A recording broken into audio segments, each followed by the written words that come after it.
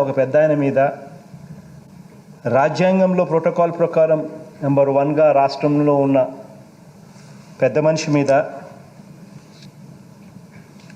వీళ్ళు చంద్రబాబు నాయుడు గారు రాకపోగా వాళ్ళ ఎమ్మెల్యేలను పురమాయించి దగ్గరుండి తన కొడుకును అక్కడే పెట్టి పురమాయించి యాంటీ సోషల్ ఎలిమెంట్స్లా నిజంగా వీళ్ళు ప్రవర్తించిన తీరు దిగజారుడు రాజకీయానికి నిదర్శనం. అధ్యక్ష, చంద్రబాబు నాయుడు గారు చేసిన మేలేమిటి అని అడగదలుచుకున్నాను. అధ్యక్ష, చంద్రబాబు గారు పేరు చెప్తే గుర్తుకు వచ్చే కనీసం ఒక్క సంక్షేమ పథకమైనా ఒక్కటంటే ఒకటైనా ఉందా అని అడుగుతా ఉన్నాను. అధ్యక్ష, ఒక్కటంటే ఒకటి కూడా కనీసం ఆయన ఓన్ చేసుకునేదానికి ఏదైనా ఒకటగా నేను ఫలాన్ని చేశాను అని చెప్పుకునే ఒక పథకమన్నా ఉందండి.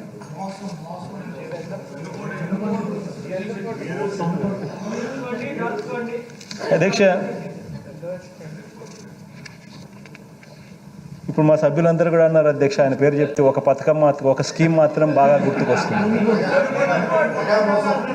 ఆ స్కీమ్ ఏమిటి అని చెప్పి నేను చెప్పక మునిపే అందరూ కూడా వెన్నుపోటు అనే పథకం, వెన్నుపోటు అనే స్కీమ్ గుర్తుకొస్తుందని చెప్తా ఉన్నారు. అధ్యక్ష, చంద్రబాబు గారు తన జీవితంలో అధ్యక్ష తానిచ్చిన ఎన్నికల వాగ్దానాలకు అధికారంలోకి వచ్చిన తర్వాత అధ్యక్ష తానిచ్చిన విలువ ఏమిటో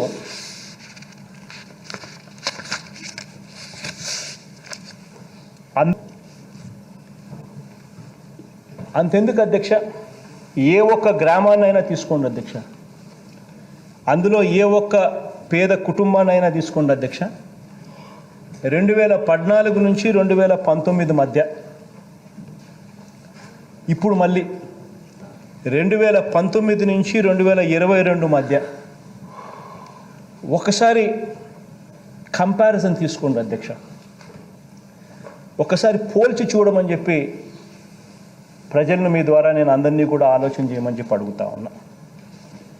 ఏ ఒక్క నియోజకవర్గాన్నైనా తీసుకోండి, చివరికి కుప్పం మున్సిపాలిటీ అయినా సరే, కుప్పం నియోజకవర్గం అయినా సరే అధ్యక్ష,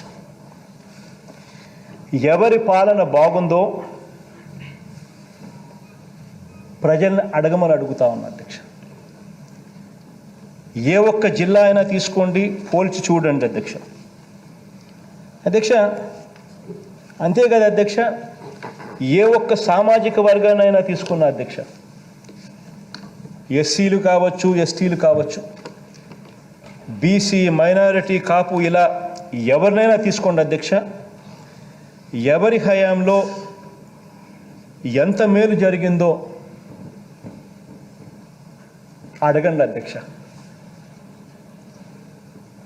ఒక్కసారి ప్రజలందరూ కూడా దీని గురించి ఆలోచించేయమని కోరుతా ఉన్నాం. ఏ ఒక్క రంగాన్నైనా తీసుకున్నా, అది వ్యవసాయం కావచ్చు, అది విద్య కావచ్చు, అది వైద్యం కావచ్చు, మహిళలకు ఎంపవర్మెంట్ కావచ్చు, మహిళా సాధికారత కావచ్చు, పరిపాలనా సంస్కరణలు కావచ్చు అధ్యక్ష, గవర్నెన్స్ విషయంలో కూడా అధ్యక్ష, గ్రామాలలో ప్రస్ఫుటంగా కనిపిస్తూ ఉన్న మార్పును అధ్యక్ష, ఆ గ్రామాలలో కనిపించే ఆ మార్పులు ఇలా ఏ రంగాన్నైనా కూడా తీసుకున్న అధ్యక్ష, తెలుగుదేశం చేసిన చెడు కనిపిస్తుంది అధ్యక్ష, మన అందరి ప్రభుత్వంలో మనం చేస్తూ ఉన్న మంచి కూడా కనిపిస్తుంది అధ్యక్ష. నేను నేరుగా చంద్రబాబు నాయుడు గారిని నేరుగా అడుగుతా ఉన్నాను అధ్యక్ష. ఎందుకనంటే ఆయన ఇక్కడ లేకపోయినా ఖచ్చితంగా టీవీ చూస్తూ ఉంటాడు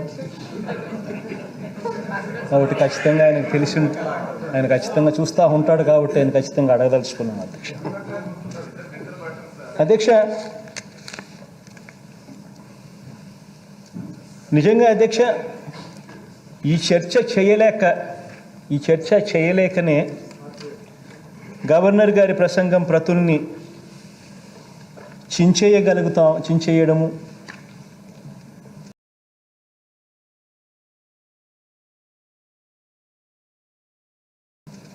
ప్రజలకు వాస్తవాలు తెలియకుండా భ్రమ కల్పించడము ఇవన్నీ కూడా చేయడంలో దిట్ట అధ్యక్ష.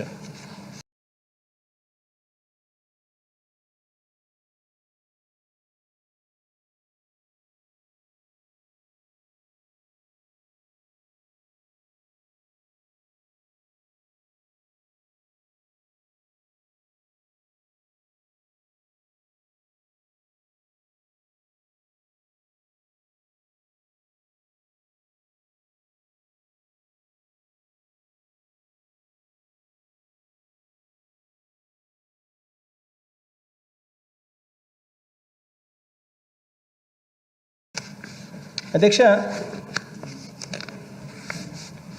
చంద్రబాబు నాయుడు గారి హయాంలో చంద్రబాబు నాయుడు గారిని అడిగి నేను సూటి ప్రశ్న, బాబు గారి పాలనలో ఏ పథకానికైనా కూడా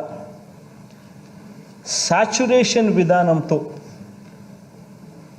అర్హత కలిగి ఉండి ప్రతి ఒక్కరికి కులం చూడకుండా, మతం చూడకుండా, పార్టీ చూడకుండా, వర్గం చూడకుండా ఏ ఒక్క సంక్షేమ పథకాన్నైనా కూడా గతంలో వాళ్ళు ఎప్పుడైనా అమలు చేశారా అని అడుగుతా ఉన్నాను అధ్యక్ష.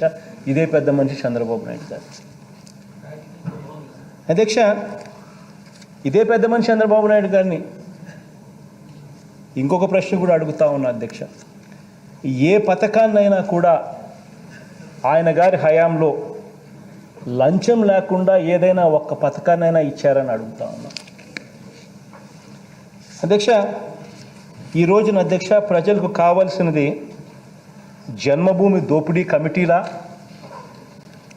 లేక ఎలాంటి లంచాలకు, ఎలాంటి అవినీతికి, ఎలాంటి వివక్షకు తావులేని పారదర్శకమైన గ్రామ, వార్డు, సచివాలయ వ్యవస్థ నా అన్నది ఒక్కసారి అడగాలి అధ్యక్ష. సూర్యోదయానికి ముందే అధ్యక్ష ఇంటికి వెళ్ళి 1వ తేదీన, అది ఆదివారమైనా సరే, సెలవు దినమైనా సరే, చిరునవ్వుతో పొద్దున్నే తలుపు తట్టి గుడ్ మార్నింగ్ చెబుతూ ప్రజలకు పెంచిన పెన్షన్లు ఇచ్చే వ్యవస్థ మీ పరిపాలనలో ఏ పొద్దైనా కనీసం మీరు ఆలోచనన్నా చేయగలిగారా అని అడుగుతా ఉన్నాను అధ్యక్ష. అధ్యక్ష,